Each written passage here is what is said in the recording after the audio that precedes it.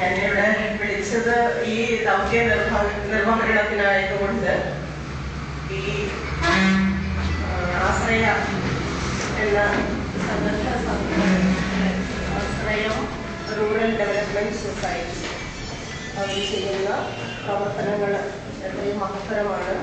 യോഗ്യതമായ വിദ്യാർത്ഥികൾക്ക് സ്കോളർഷിപ്പൊക്കെ നൽകി അവർ ചെയ്യുന്ന ഈ മഹത്തരമായ കർമ്മം ഇനിയും തുടർന്ന് പോകാനായിട്ട് എല്ലാവിധ അനുഗ്രഹങ്ങളും ഈശ്വരന്റെ ഭാഗത്തു നിന്നുണ്ടാവട്ടെ.